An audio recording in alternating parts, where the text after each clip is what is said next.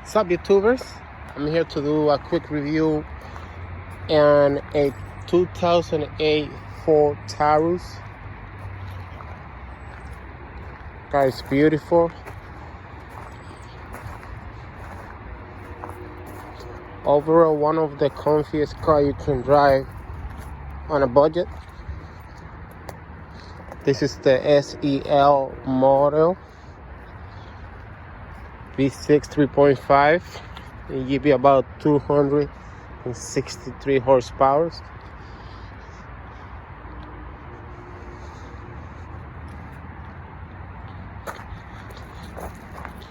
Really good car. Really good used car if you're buying a car on the budget. So you can see this one has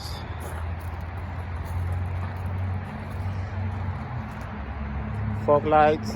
This is the base model, so the fog light come with all the models. 17-inch rims. These are the 17s. I'm gonna open it so I can show you more on the inside. This is the key fob.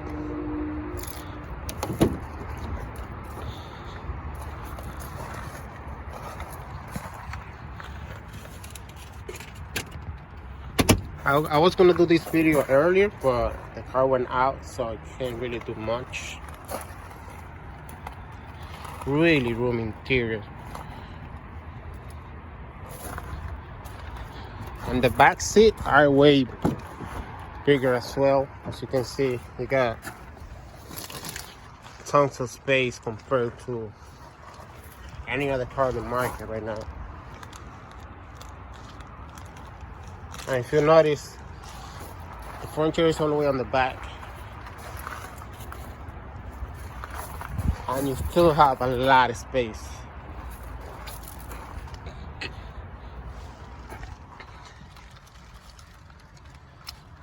The difference between these ones and the fully loaded, the fully loaded has sunroof. This one doesn't.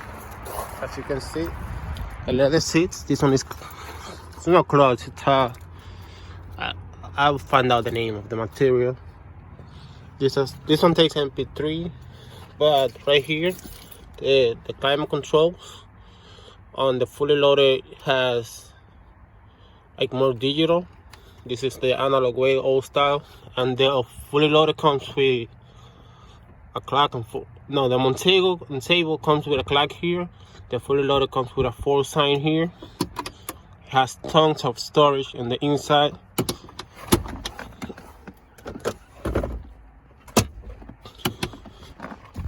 Here, so you can put your glasses.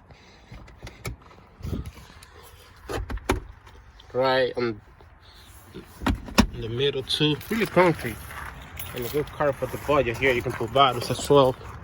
The door.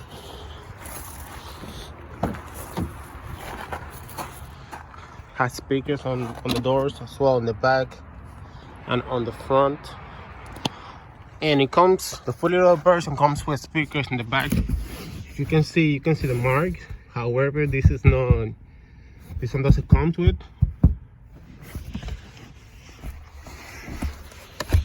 No, if you're looking for a car for your family to have tons of space, this is the car. On a budget, of course. In the trunk, that's the trunk button right here. A lot of people get confused, so it's right there. It's right there. So click on there.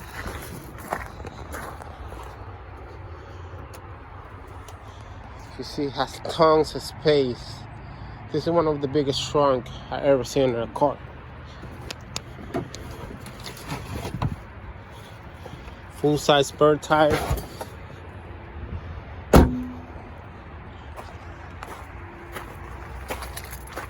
Even though it's not running 100%, I will turn around so you guys can see the cluster. If you notice, this car turned 219.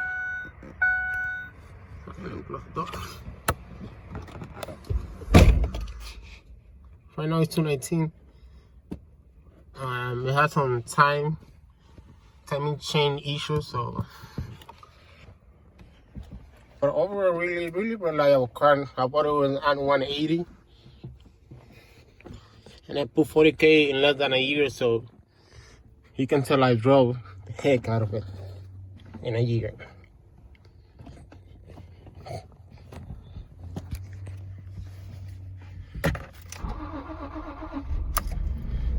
And I still has a timing chain issue. You can drive. You can still drive it.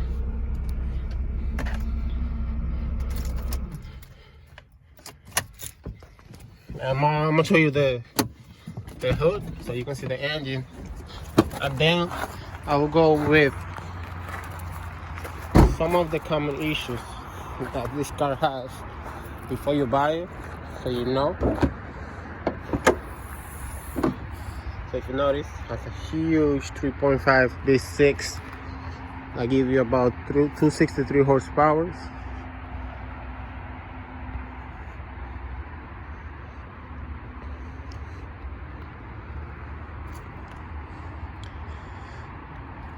Really comfy, good ride, excellent ride, pretty quiet. And now, definitely, I gotta be honest with you on a few things that this car has overall. So the first one is the hood is so heavy that the pillars that hold it go out. If you use it, if you pop the hood a few times, you're gonna notice that will start giving you problems. So the hood is so heavy, that's the first thing you're gonna notice in the car.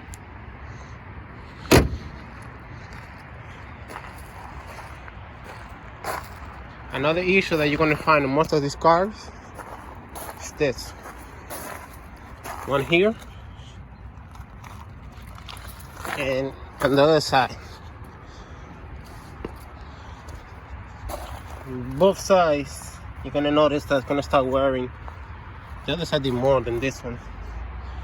It's gonna start wearing and giving you problems.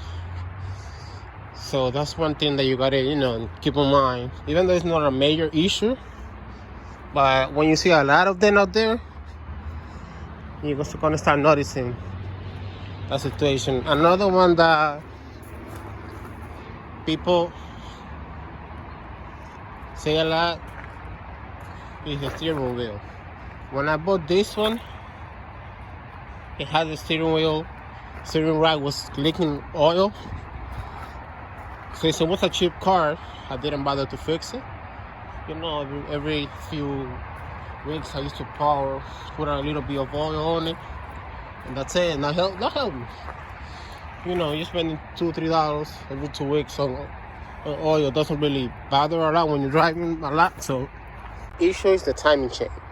When the timing chain give you the first problem, and then you change it and change on the internal, or honestly, you do like me and you get rid of the car. I started with the camshaft sensor. It cost me about $15. It's like, okay, go change it. Came, replace it. Easy to install. Really cheap part. $15 at the Ford dealership. Always go with manufacturer stuff. So if you want reliability. Then I noticed the code came back with the second one. I had bought bank 1 and bank 2 came on, and I was like, oh wow, seriously. And then I started reading and investigating on YouTube, and someone said that when the camshaft sensor goes bad, it's your timing chain that will go back and you have to do everything. So, it's up to you. Mine, I decided to sell it to a junkyard, so I'm basically making the last video of it. First and last video online on this car. The third issue that you're going to find on this car. The fourth issue that you're going to find on this car it's a transmission. One thing is I suggest you to do oil changes every time, every 15-20,000 miles if you want to keep the transmission running 100%. Otherwise you start seeing some jerk and it will go out soon. So in this case of mine, I have the cooler, the transmission cooler. So that mine didn't have any issues. Other than that, I was leaking a little bit, and not really much. It's just getting wet. So mine, I had this is a police version of it. I can show you. So you see some words for the police, like this one. You see it has a hole for the camera.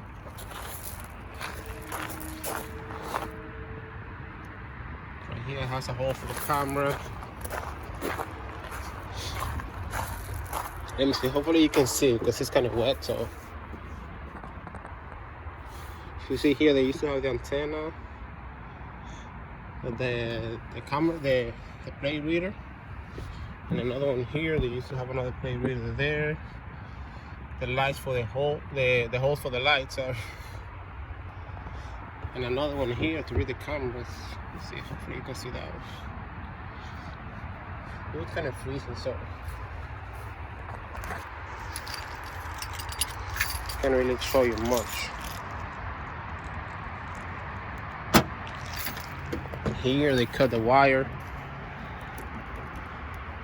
for the electricity. That I guess that was going to the brake lights. And some another hole somewhere here for the they use tons of lights.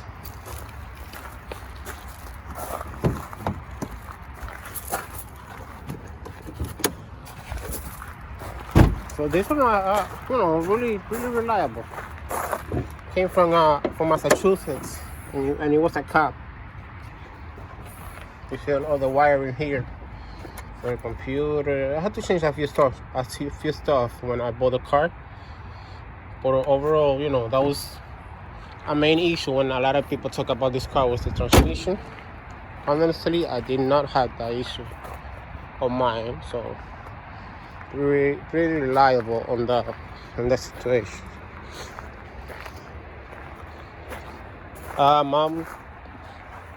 Since I didn't do a running video, I did have a video on my phone showing the traction control off in a 0 to 60.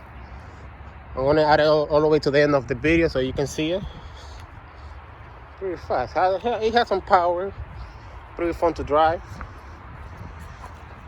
So I will add the video at the end so you guys can see how fast and how far it was from 0 to 60 without the traction control. Overall, I do recommend this car if you're looking to buy a car on a budget. Try to do your run, try to run it first. It's a really reliable car, family car. Comfort is 100% on there.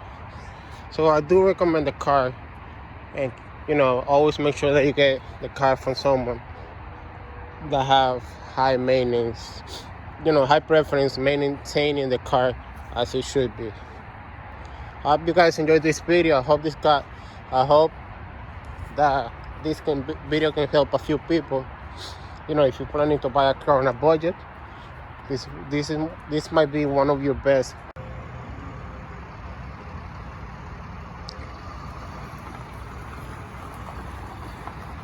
And that's the end of my car. Bye, 40.